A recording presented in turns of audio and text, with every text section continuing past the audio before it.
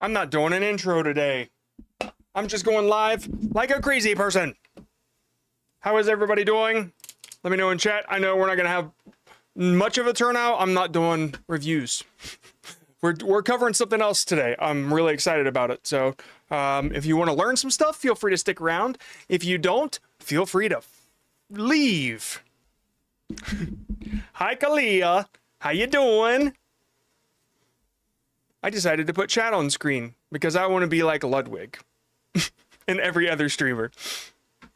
I'm really falling into the stream. Like after yesterday when I did the update and it was so quick to just pump out a video, I downloaded it from YouTube because I forgot to hit record in here. It was just so fast. I put it out there and people got their update and stuff, and I thought that's pretty useful. No intro? Yeah. Hello. For now, Kimpersky. Why am I even here? I don't know, man. I don't know.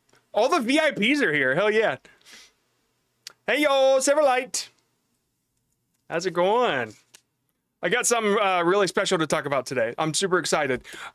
One thing that's interesting that I noticed, and I think I can't remember who I saw it, but immediately I saw how to get 8,000 hours. So all of the guru titles, how to get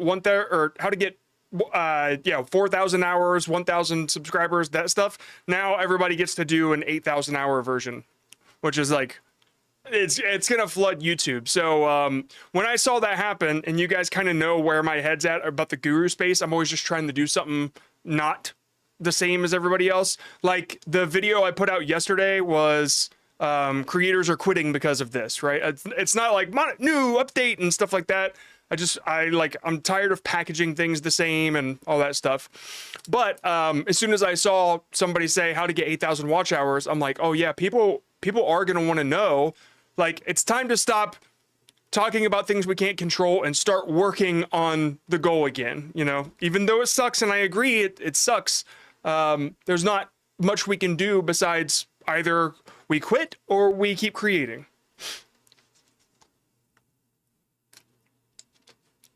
I saw so much complaining and hate on Reddit and Twitter. It's just like, and all the people that are like, YouTube screwed over small creators and stuff like that.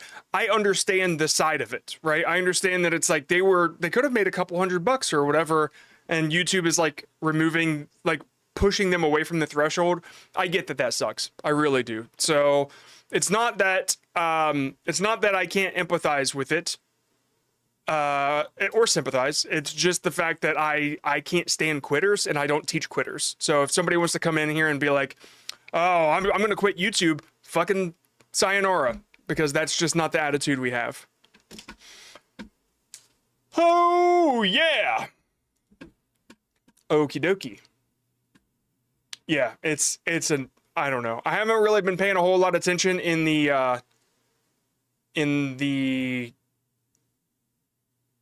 community, like in the Discord, because I've been working on stuff, but I assume people have been coming in upset, complaining, that sort of stuff, and you guys know how to handle it. So oh, hold on one second. Oh, somebody told me I'll take them off of the stuff. One moment. How do I change things? Can I change things? I'll just go to YouTube and do it. Somebody told me in chat, or in my opening packs. Yeah, totally. Somebody told me I said east instead of easy. Which I might as well correct while we're at it, before I get started into the good stuff. Bow, bow, bow, bow, bow. Yeah, that new one, that new video took off pretty fast, but that's how you get, like, that's what you get with, somebody said the East. Oh, they're talking about the description. I don't care about that. I was gonna say, the title was fine. Okay, yeah. As soon as I put out the update video, I'm like, yeah, update videos are huge for every guru and channel that talks about YouTube advice.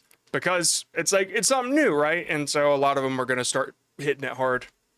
Trendy stuff. That's right. 8K a year is great, to be honest. It'd be really helpful for seeing what's actually good and keep moving on. Yeah, I can see both sides of this. I can see why it's such a pain for a lot of people. And yeah, I'm at, like, after seeing it so much, I'm already at a point where I'm like, okay, let's get moving. Let's start doing stuff, right? Let's start making moves. And so that's what we're going to do. So let me hit this with the intro and then we're going to get started. I'm super excited for this. I've been wanting to talk about this guy for a long time. He's like one of my top 5 creators this year.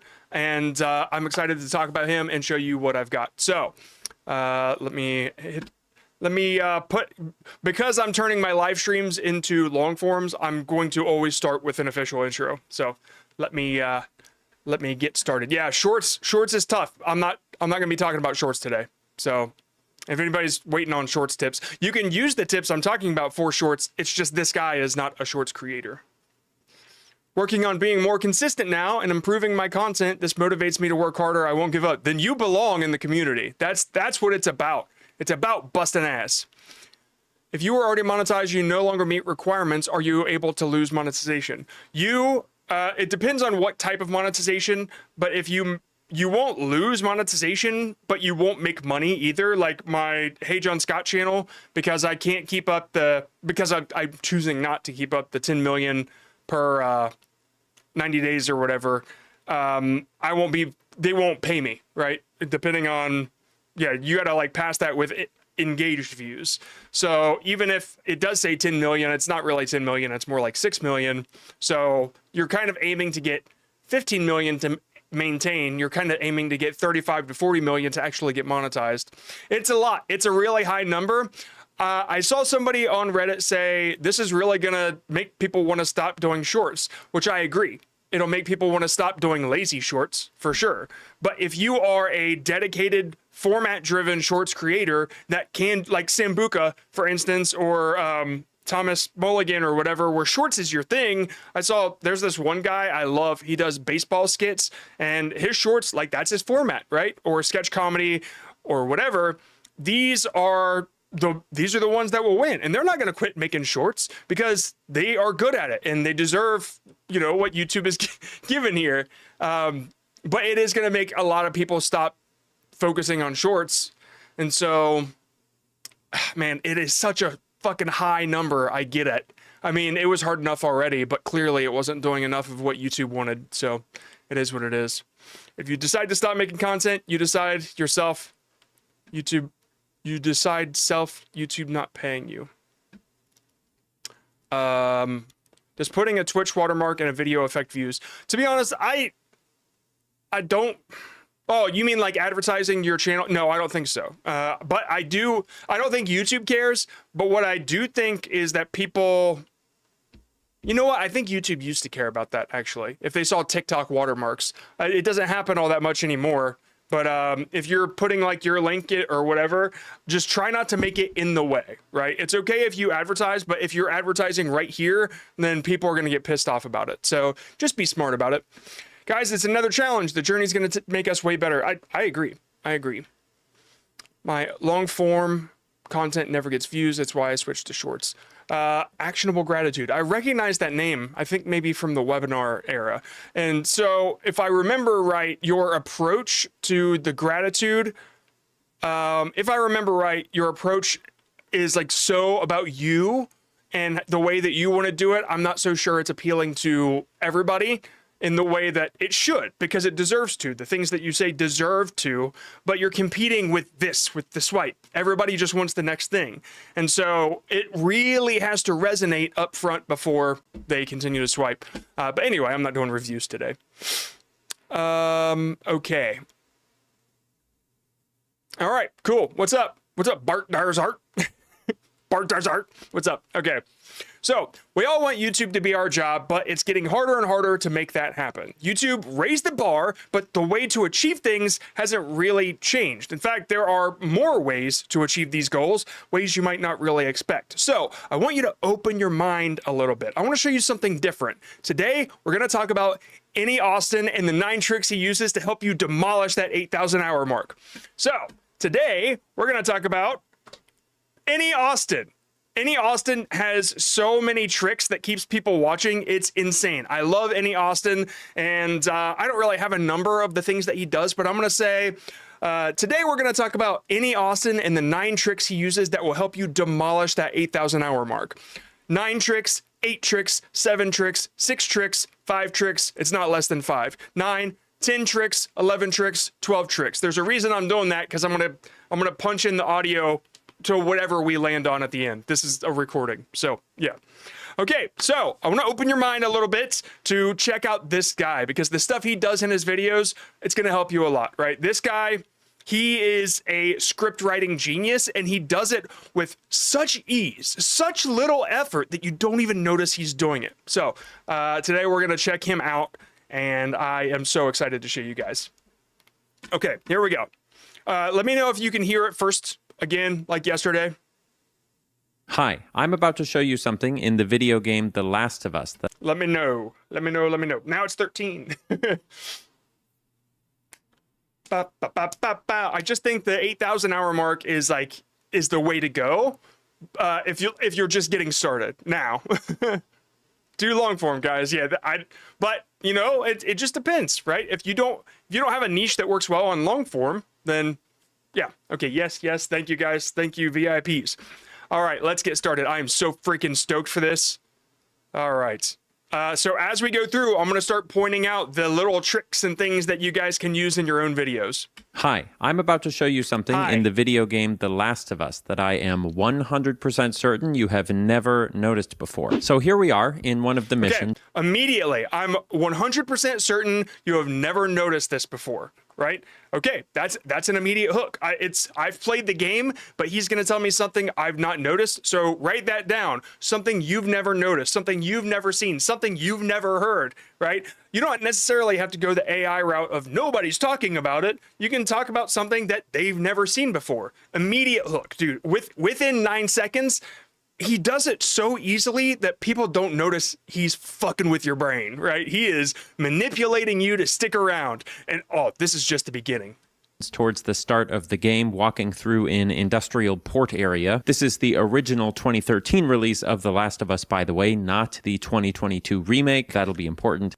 Something that I don't know if he means to do, but he usually gets right into the gameplay. Like immediately, he meets the expectation with it being about the game, and of course it shows it in the thumbnail, which you want to match the thumbnail to the first thing you show in the video, and the title to the things you say at the beginning of the video. He does that. I don't really think I need to mention it because you guys already know that, but it's something worth noting that he just does it so freaking easy.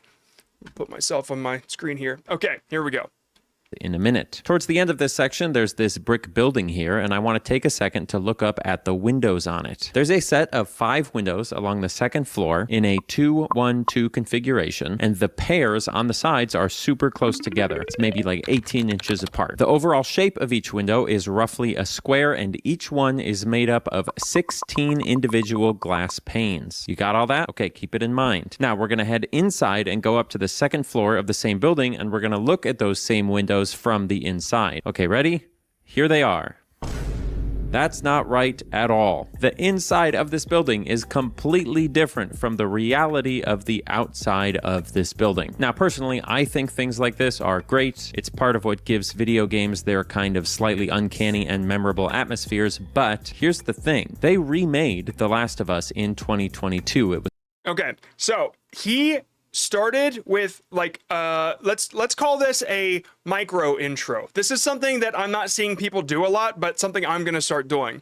You start with a micro intro that meets the expectation, and you jump into the first insight, right? It's different than the Omega script. He jumped right into the first thing he wanted to talk about.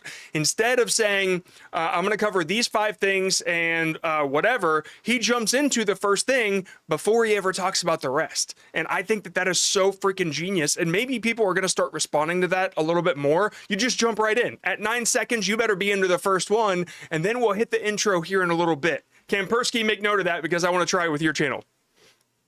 It's called The Last of Us Part 1. And when they did, this random little window mismatch was fixed, which feels crazy to me. But when I looked around this random bakery kitchen that we're standing in, I realized that they basically updated everything in here as well. More realistic baking equipment, there's a more realistic number of ovens for the size of the bakery. They even added smoke detectors and fixed the exit signs so that everything in this room is up to code. The level of detail they went to with the remake seems legitimately insane, which got me thinking, is it legitimately insane? You know, how many random, inconsequential details did they take the time to go through and fix in the remake of The Last of Us? So I played through the entire original release of the game and made note. Okay, I played through the entire original. He's going to say I played through the remake too, right? There's your input bias. I did this so you don't have to.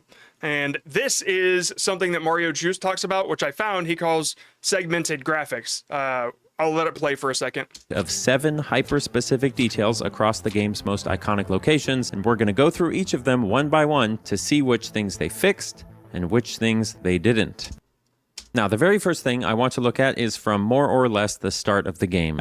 Okay, so I'm going to do this, and by the end, we're going to know this, right? He just went through one of them already, but at 1:55, at almost 2 minutes, this is when he finishes the intro. It's so insane that it went this long, but like he used, you know what, that first window thing, I don't even think it was a part of the 7 things or whatever that he covers. It was just like a hook that you teach as a hook. Hold on, let me think. Caleb Ralston, the dude who worked for Alex and Layla, Hormozy, and Gary Vee, he talked about his favorite way to hook people now is to teach them something immediately. While everybody's talking about the things that they're going to do, he's teaching right away. Right away, you get... Message from Lisa saying, tornado warning in Blue Ash and other Ohio counties. Sorry, I got a tornado warning. 1 second.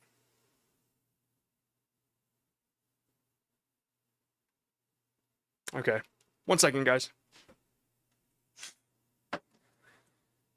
Okay. All right, I'll keep an eye out for it. Pause.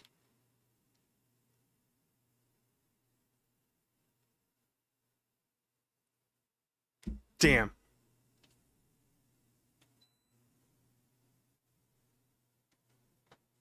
Sirens. Yep, okay. I'll be back, guys. We got a siren.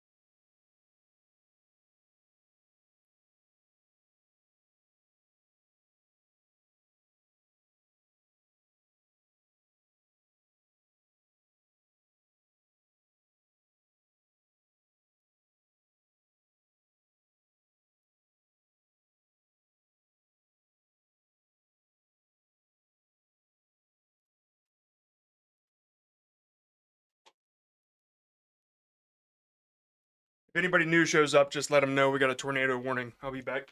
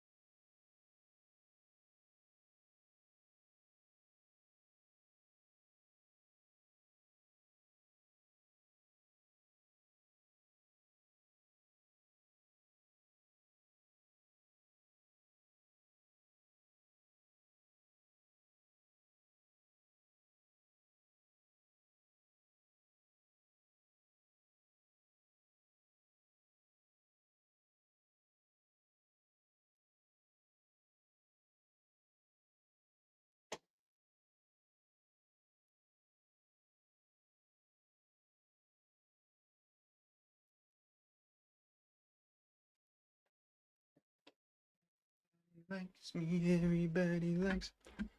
Okie dokie. So, what I'm going to do is add a little bit of text here to let you guys know, or let any newcomers know, hey, tornado warning. Because I don't want to stop recording, or I don't want to stop the stream.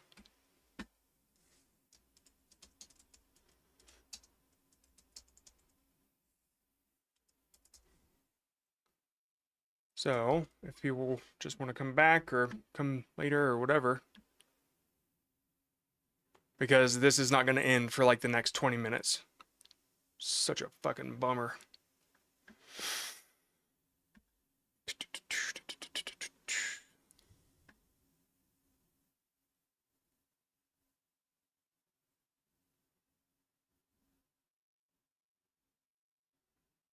Everybody likes. Man, why does it always look like shit?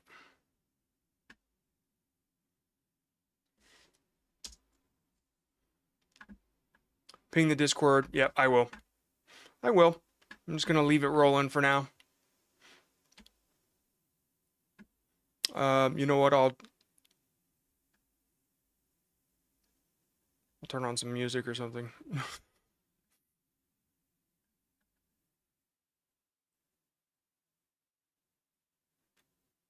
Because it's gonna.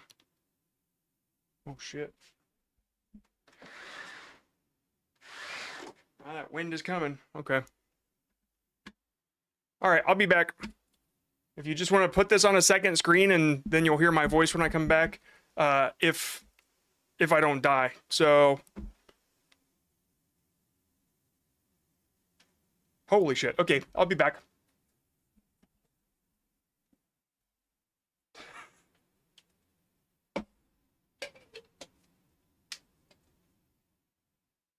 I'm gonna hit record on this, just in case my house gets taken away. Be cool footage.